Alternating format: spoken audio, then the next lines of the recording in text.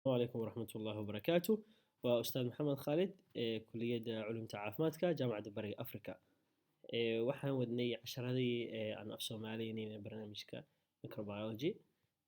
Maadadatan waxaan hore uga soo dhignay qeybaha u qeybsamaan bacteriyada, viruseska,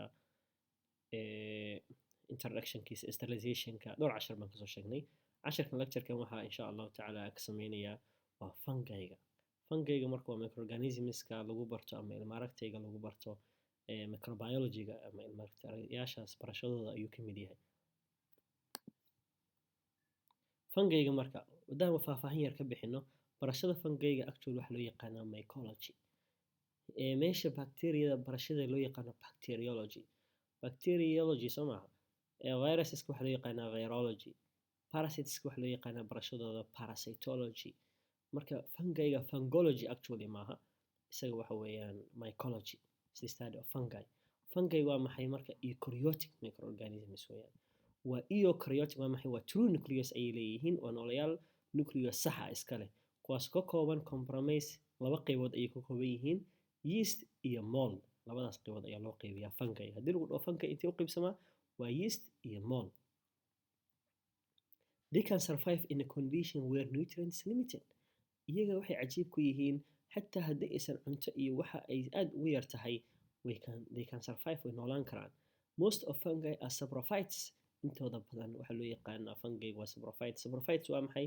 Waa kuwa ku dhex nool biyaha iyo ciidda labadaba. Also they interfere the production of alcohol and antibiotics. Waxay laftigooda falgal la sameeyaan inay wax ka soo saaraan maxay marka la sameynayo alcoholiska iyo antibioticska. Haddaba nooca yeastiga la dhaho oo ugu simbilsan ah they are the simplest of fungi. Waana unicellular. Unicellular waa maxay? Waa hal cell bay leeyihiin. Haddii lagu dhaho acellular waa cell male. Haddii lagu dhaho multicellular waa cells badan. Annaga bini aadan ahaan multicellular organism baan nahay. Annaga microorganism ma nihin like organism baan nahay. Waana shape-kooda waa maxay? Waa spherical in shape oo wareegsan yihiin. And reproduced by budding. Example candida. Qaabka u tarmayaan waa maxay? Waxay u tarmayaan sidii waxaan aad u yaryar bay leeyihiin kuwaasoo maxay hawada geli kara. Mold iska nooca loo yaqaano isagu waa dhaadheerihin waa filamentous fungi waxaan uu ka kooban yahay numerous microscopic branching. Marka microscope ku fiirisid waxa uu leeyahay waa laamo dhaadheer geed oo kala ah kuwaasoo branches iska leh. Waana filamentous hyphae known as collectively as mycelia. Waxaana filamentskaas ay leeyihiin leemahaas oo kale hyphae wax loo yaqaano oo hyphae macnaha waa maxay dhexda ayay ka xirxiran yihiin oo kale kuwaasoo loo yaqaano mycelia. That they are involved in gaining nutrients and reproduction. Marka mycelia group of hyphae waxa loo yaqaanaa mycelia. Mycelia marka maxay waa dhowr hyphae oo isku tagay. Waxaana shaqadooda ay tahay in ay nafaqada ay ilaashadaan, qabsadaan, inay ku tarmaan ayay shaqadooda u qabato. Marka halkan waa yeastiga. Yeast waa aragtaa waa very simple. Halkan waa hyphae. Hyphaedu marka waa laba nooc. Kuwo dhexda waxay leeyihiin marka maxay septate hyphae leh. Oo ma maxay saan dhexda ka go'an sidii laameyn septate hyphae. Kuwanu waa maxay waxa ay leeyihiin halkan kama waa sawirro kale waa arki kartaa sida kan oo kale kan maahan sawirro kale arkaysaa oo iyagu aan dhexdan ku lahayn laakiin laan oo kale aseptate hyphae waa loo yaqaana. Kan waa candida pseudo hyphae. Actually this is not like real hyphae maaha laakiin waa maxay waa hyphae oo eke. Hyphaehiisa waa maxay u sii sida hyphae structure. Hyphae structure-kiisa saxda ah waa kan actually waa true hyphae. Kan waa pseudo hyphae. Waa hyphae aan sax ahayn. Moldiga Soomaalidu waxa ka mid ah geedka loo yaqaano mushroomka. Mushroomka geedkiisa oo kan oo kale baan filayaa waxa loo yaqaanaa dadka qaarkiis wuxuu yaqaanaan af Soomaaliga aan laftiga ardaydan weydiiyay waxay u yaqaanaan boqoshaa. Dad kale waxay u yaqaanaan geed jinni dad baa dhaha. Okay. Mold with branching hyphae branches ayuu leeyahay. Forming the mycelium inta marka isku tagtana mycelium baa loo yaqaanaa. And fluffy colony waxay leeyahay saas iskugu tagay. Yeast with pudding. Sawirkan waa maxay? Waa yeast pudding gudaha wixii ku leh oo mid kale saa ku dhalaya and smooth surfaced colony. Isagoo maxay smooth surfacekiisa uu yahay very smooth. Haddaba cudurrada uu sababo fungiga waxa loo yaqaanaa actually mycosis. Maadaama cudurka isaga barashadiisa ay tahay mycology cudurradii uu keenay waxa loo yaqaanaa mycosis. The diseases are classified depending on the degree of tissue involvement. haddaba cudurrada uu keeno waxaa loo kala saarsaaraa iyadoo loo fiirinayo tissue involvement, heerka uu gaarsiisan yahay tissuegeena ilaa heerka uu dhaawaca gaarsiiyey meelaha uu ku dhacay, and mode of entry in the host, iyo sida uu jirka kusoo galo. haddaba waxa loo yaqaanaa midda cudurrada uu keeno groupba waxaa la dhahaa superficial mycosis. Superficialka marka waa kuwa ku dhaca localized to the epidermis, skinkeena qaybtiisa kore waxaa loo yaqaanaa epidermis, qaybta dhexe waxaa loo yaqaanaa dermis, qaybta ugu dambeysana waxaa loo yaqaanaa subcutaneous. haddaba kan wuxuu ku dhacaa epidermiska sida timaha, cidiyaha, skinka korkiisa. midka ku dhaca waxaa loo yaqaanaa superficial hyphae. nooca ku dhaca subcutaneous oo ah ama dermiska oo epidermiska skinka hoostiisa xaadda hoosteeda gudaha sii jirta, ama subcutaneous tissue ama gudaha iyada kasii ah xoogaa ilaa baruurta yar lasii gaaray. nooca loo yaqaano systematic mycosis waa marka uu jirka kasii gudbo uu usii gudbo xubnihii waaweynaa organiskii, deep infection weeyaan of the internal organ, beerkii buu gaaray, dhiiggii buu raacay micnaha. waxaa jira opportunistic fungi jaanis suga ah baa jira oo marka uu difaaca jirkeena uu soo yaraado markaas jirka soo weerara.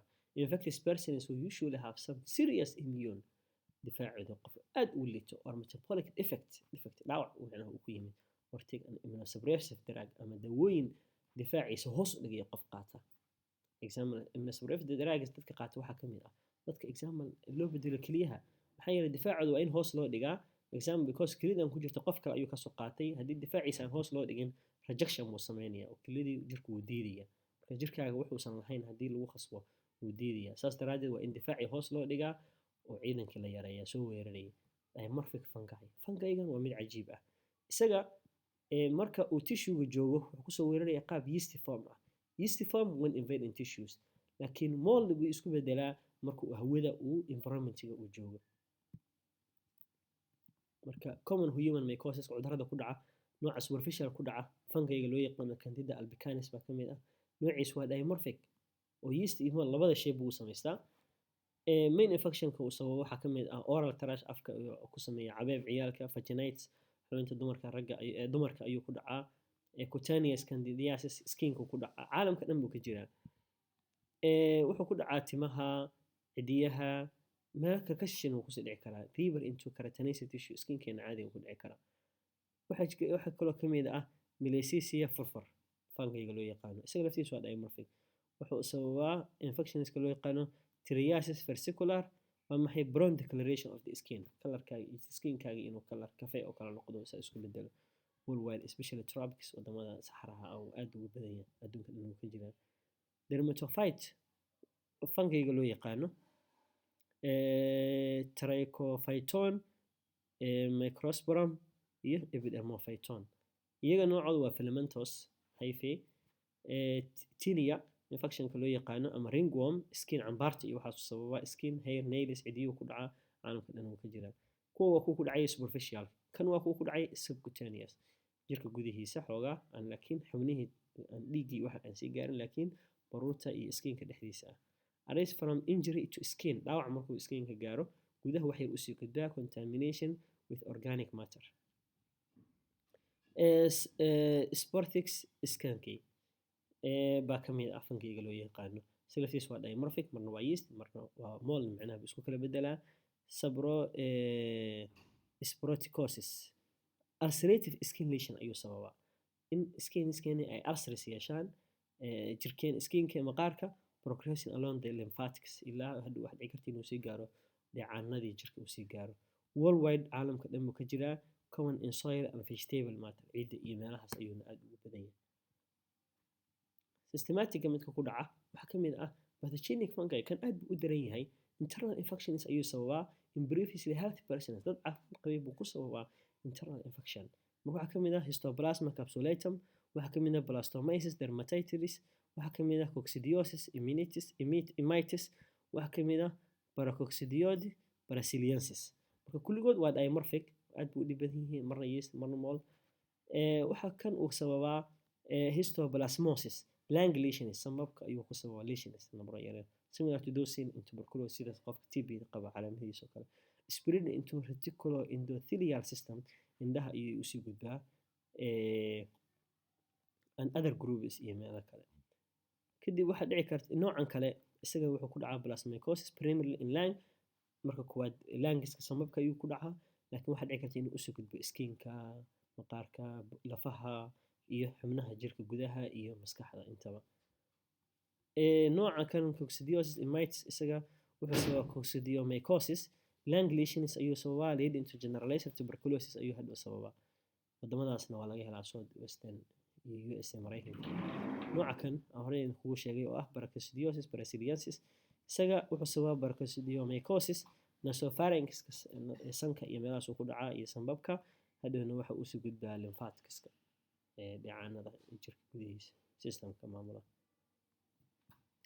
nooca marka systematic pathogeniga way kan laakiin kuwan waa jaanay sugayaal oo marka difaacaga hoos u dhaco ayay ka faa'iideysanayaan fungigan waa disseminated infection in the immunocompromised host example dadka HIV qaba ayuu ku dhacaa waxaa kamid ah aspergillus fumigatus candida albicans cryptococcus neoformis iyo neomycetis canini noocan waa filamentous candiduhu waa dimorphic cryptococcus waa yeasty neomycetis canini waa yeast like yeast uu soo egyahay kun waa invasive aspergillosis waa khatar aad buu micnaha jirka gudihiisa ayuu sii hubaa aspergilloma fungal mass in lungs meena sababka ayuu ku sameeyaa buro oo kale wax gudaha adag kan candidiasis dumarka ayuu ku dhacaa xubinta taranka dumarka ayuu ku dhacaa marka qaarkood isagu marka waa jaani suge oo waa normal flora laakiin hadhow ayuu isku bedeli karaa haddii difaaca qofka dumarka ay hoos u dhacdo can also occur in immunocompetent dadka HIV qaba kan ayuu ku dhici karaa kan wuxuu ku dhici karaa sambabka ayuu ku dhacaa kan naftigiisa fungal related allergic reaction kuwan fungal la xiriiraan marka qofka allergic ay sababaan mycotoxin contamination poisoning by ingestion example suntiisii iyo waxaas wax la xiriira fungiga ayaa ku samootay allergic reactions buu sababaa waxaa kamid ah fungiska marka aspergillus alternaria Calodosporium, Bacillium, Aspergillus formiticus, Aspergillus calafitus kuwan oo dhan marka xanuunada ay sababayaan oo dhan waa allergic kuwan waa nooc allergic ah dadka ka shaqeeya meelaha occupational disease weeyaan beeraha iyo wax noocaas ku dhacaa sick building syndrome kan wuxuu ku dhacaa extrinsic allergic alveolitis often via air condition units alveoli-ga macnaha waa sambabka gudahooda xubnaha ugu sii hooseeya oo oxygen ka dhaco oxygenation nooca kan mycotoxins waa sinahoodii iyaga sunta ay sii daayaan waxaa kamid ah classificables burbure waxay sababtaa ergotism madness nooc waali oo kale ah from brain made with rye infected with fungal mycotoxins dadka meelaha beeraha iyo waxaas uu ka shaqeeya iyo ku dhaca marka suntiisii ayuu qofkii uu hawada ku qaadanaya kan qofka sun ayuu ku sababaan waxaa kamid ah kuwa sababa amanita phalloides death cap mushroomka noocyadiisa mushroomka actually mid fiican oo cuntada lagu darsadaa oo biizada oo kale cuntooyinka dad baa ku darsada noocna waa khatar oo aad bay sun u tahay marka noocyada iska ilaaliya waxay sababtaa lalabo matag sababka oo spasm isku soo urura bradycardia wadnihii laftigiisa qaraaciisii ay sababtaa hallucination nooc wareer oo kale collapse qofka aakhirka inuu dhintaba ayay waxaas dhan ku sababtaa aad iyo aad ba umahadsantihiin waa casharkii fankayga waxaa filayaa iga raali ahaada haddii aan si fiican aanan ii fahmin waxaan rajeynayaa inaad si fiican wada fahanteen khayr badan baa idin rajeynaya wasalaamu calaykum waraxmatullahi wabarakaatu